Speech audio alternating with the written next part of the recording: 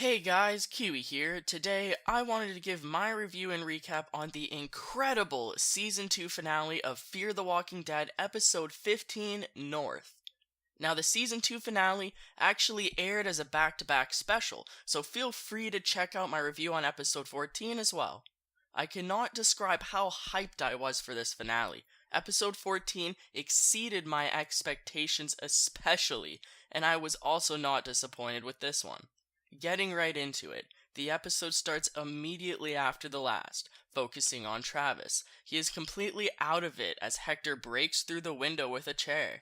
Him, Elena, and the others take away Travis and Oscar as Madison argues to talk to Travis and stop them. Strand, who observed it all himself, is completely blown away by all of this. He jumps in and manages to talk some reason into Madison by telling her that they don't care about her pleas. She then asks for Alicia's knife, walking back into the room and putting down the now zombified Derek and Brandon. I definitely don't blame the people for wanting to put Travis into custody, being a murderer and all, but the fact that Elena seems to be all buddy-buddy with the people who once wanted her dead really doesn't sit right with me.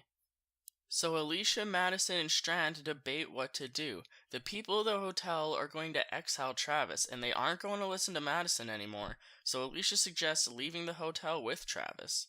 Strand implies not standing between Elena exiling Travis, and he asks Madison if she'll really leave the hotel for the man who abandoned her, but her decision is made, so they try to go get Travis.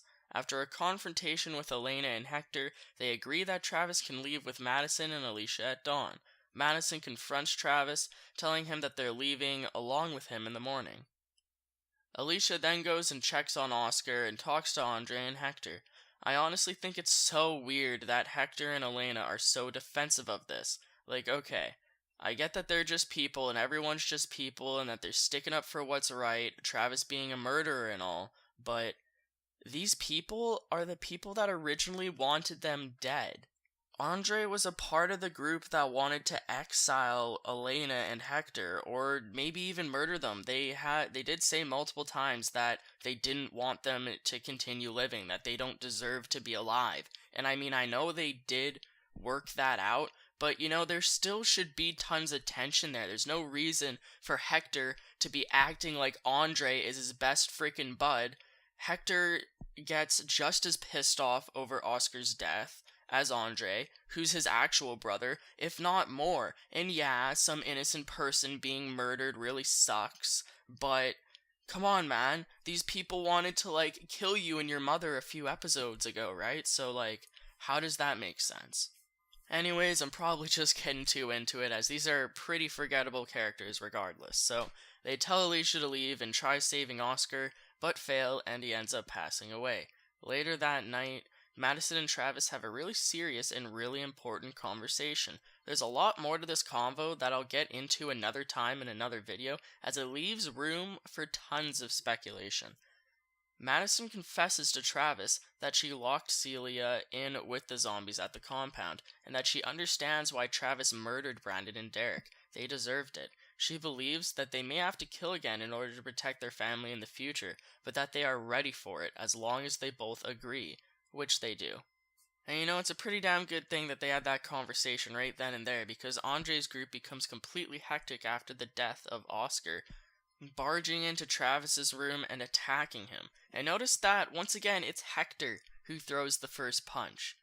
So all Travis had to say was, "No, not here, don't let them see," completely confident that he could take them on, just not wanting to do it in front of his family again.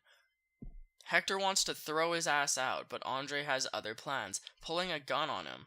Travis tells Madison to take Alicia and leave, Madison responding, "No, don't do this." Alicia comes out of nowhere and quick stabs Andre, causing a shot to miss Travis and breaking the tension.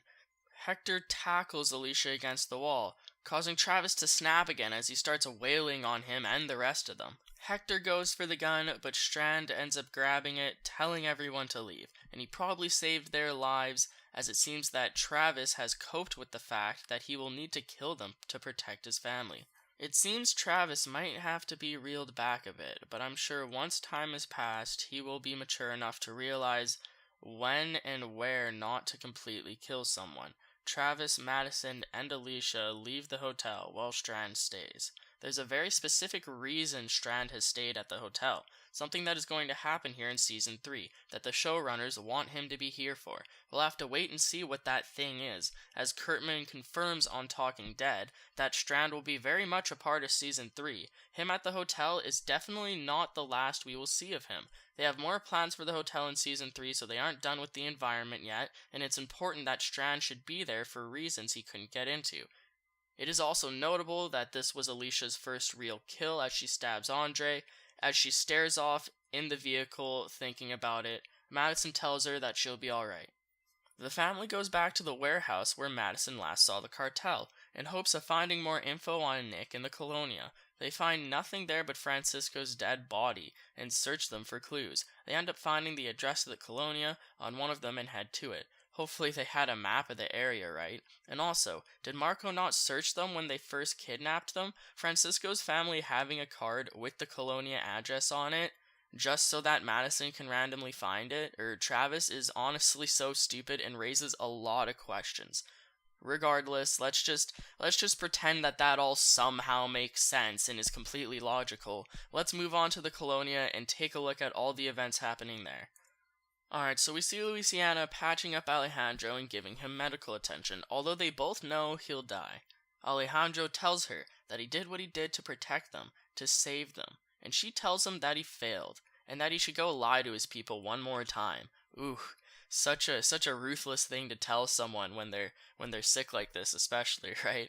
Nick starts arguing with her, making a few good points to her, saying things such as, "We find a safe place, but once it becomes compromised, we move." And that is very truthful, and it makes a lot of sense, and I think Lucy realizes this, and she agrees with him, but she's just so stubborn and just so stuck on defending this place and faith, and we need to keep the people safe because they're all elders and children, and they don't know how to fight, and they don't know how to kill walkers, and they don't know how to fend for themselves out in the wild, and she thinks that everyone's just gonna get murdered blatantly, but they have a way better chance of surviving out there than fending off the cartel, honestly. Alejandro steps up to say his final words to his people, telling them that they will not die to the cartel, and that faith will keep them alive. Nick gets up on the bus, looking at the wall of zombies, almost in doubt that they'll protect anyone from the cartel, and then leaves. He just so happens to see a helicopter landing at a base. He later comes to Alejandro at his place, helping him take painkillers and helping him try to get to sleep. Nick talks to him about his leadership skills and the people of the Colonia. He understands Alejandro wanting to protect them, but tells him to allow them to leave. Alejandro wants to be brave and fight, but it's the community's lives that he's being brave with. Nick couldn't have said it any better, and this brings us to the name of the episode, North. Nick says that that's where they will head, as he saw a helicopter land in the opposite side of the border. Alejandro says that he can still fight, that he can still help, but what he needs to do is stay fearless until the end for his people, and tell them that it's okay to go, and they will live. Alejandro cannot hide behind the facade that he has created. He sees it, Nick sees it, and most of the Colonia sees it. He wants to go out fighting and helping, and sacrifice himself for the people one last time. That being said, the cartel arrives at the Colonia, killing their way through the zombie wall and into the bus. They all come out of the bus literally single file, and honestly, someone could have just mowed them all down with an assault rifle.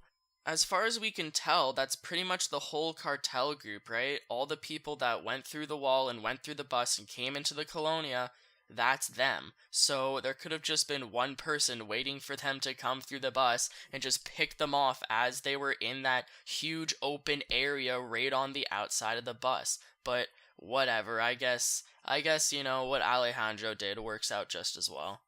The cartel searches the Colonia and comes to the conclusion that they surrendered and retreated. Alejandro sneaks into the bus, meanwhile, turning it on and driving it forward, releasing all the zombies into the Colonia.